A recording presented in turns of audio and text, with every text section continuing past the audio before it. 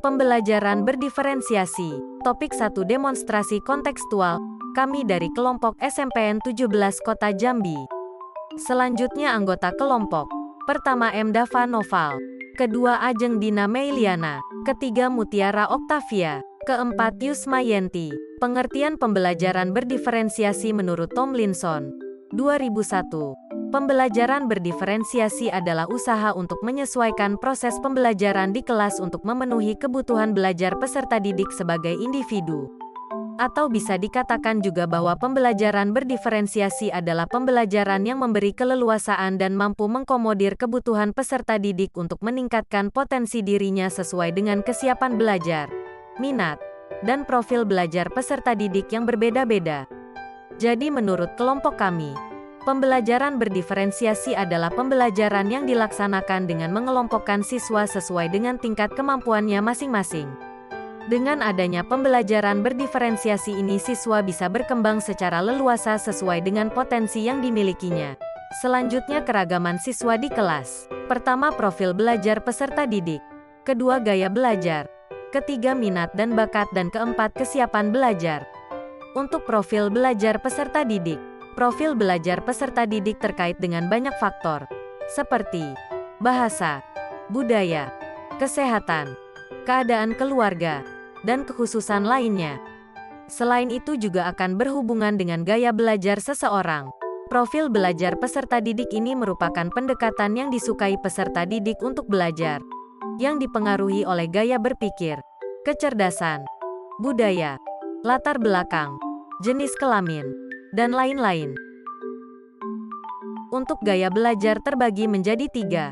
1. Gaya belajar visual adalah gaya belajar yang lebih banyak memanfaatkan penglihatan. 2. Gaya belajar auditori mengandalkan pendengaran untuk dapat memahami dan mengingat informasi yang diberikan oleh guru. 3. Gaya belajar kinestetik adalah gaya belajar yang lebih mudah menyerap informasi dengan bergerak, berbuat, dan menyentuh sesuatu yang memberikan informasi tertentu agar siswa dapat mengingatnya. Selanjutnya, minat. Peserta didik juga memiliki minat sendiri. Ada peserta didik yang minatnya sangat besar dalam bidang seni, matematika, sains, drama, memasak, dan lain sebagainya. Minat adalah salah satu motivator penting bagi peserta didik untuk dapat terlibat aktif dalam proses pembelajaran. Kemudian ada kesiapan belajar. Kesiapan belajar merupakan kemampuan awal yang harus dimiliki oleh peserta didik untuk menunjang keberlangsungan proses pembelajarannya. Oleh karena itu, guru perlu mengidentifikasi kesiapan belajar peserta didik agar mampu merancang strategi pembelajaran yang sesuai dengan kebutuhan peserta didik.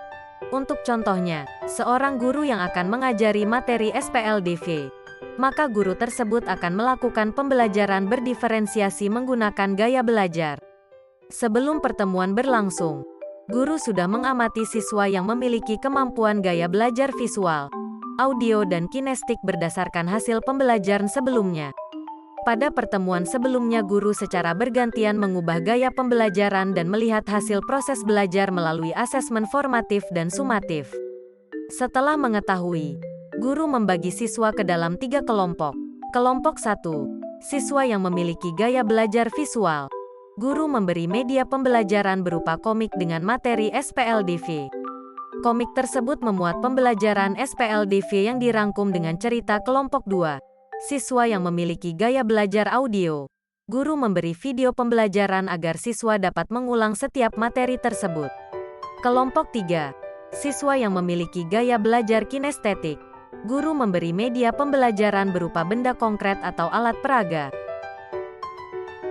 Selanjutnya, teori pendukung pembelajaran berdiferensiasi terbagi menjadi 4. 1. Teori sistem ekologi. 2. Teori multiple intelligences. 3. Teori zone of proximal development (ZPD). 4. Learning modalities. Untuk teori sistem ekologi. Teori sistem ekologi merupakan pandangan sosiokultural Bronfenbrenner tentang perkembangan yang terdiri dari 5 sistem lingkungan. Mulai dari pengaruh interaksi langsung pada individu hingga pengaruh kebudayaan yang berbasis luas. Kelima sistem ekologi tersebut adalah mikrosistem, mesosistem, ekosistem, makrosistem, dan kronosistem. Selanjutnya, teori multiple intelligences. Intelijensi memuat kemampuan seseorang untuk memecahkan persoalan yang nyata dan dalam situasi yang bermacam-macam. Dapat dikatakan juga bahwa setiap orang memiliki 8 jenis kecerdasan dalam tingkat yang berbeda-beda.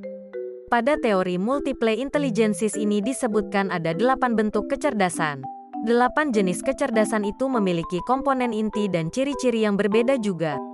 Kehadiran ciri-ciri pada individu menentukan kadar profil kecerdasannya. Kemudian teori Zone of Proximal Development, ZPD. ZPD adalah zona antara tingkat perkembangan aktual dan tingkat perkembangan potensial. Tingkat perkembangan aktual tampak dari kemampuan anak menyelesaikan tugas-tugas secara mandiri. Sedangkan tingkat perkembangan potensial tampak dari kemampuan anak menyelesaikan tugas atau memecahkan masalah dengan bantuan orang dewasa. Ketika masuk dalam ZPD, maka anak sebenarnya dapat melakukan aktivitas, tugas yang diberikan. Akan tetapi lebih optimal jika orang dewasa atau pendamping yang lebih tahu, membantunya untuk mencapai tingkat perkembangan aktual tersebut.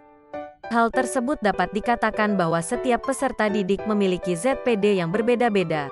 Maka dari itu bimbingan dan instruksi dengan kadar yang sesuai sangat dibutuhkan untuk dapat mengembangkan potensi masing-masing siswa. Suprayogi et al. 2022. Terakhir teori learning modalities. Learning modalities ini biasa dikenal sebagai VAK atau visual, auditory, dan kinestetik. Nah, sampai di sini mungkin Anda sudah familiar bukan dengan istilah ini apa itu VAK atau learning modalities. Anda mungkin telah mengikuti tes yang mengkategorikan modalitas belajar Anda atau diberitahu bahwa Anda adalah tipe pembelajar tertentu. Terbagi menjadi 3. 1. Visual 2. Auditory 3. Kinestetik. Baiklah, sekian dari kelompok kami, terima kasih.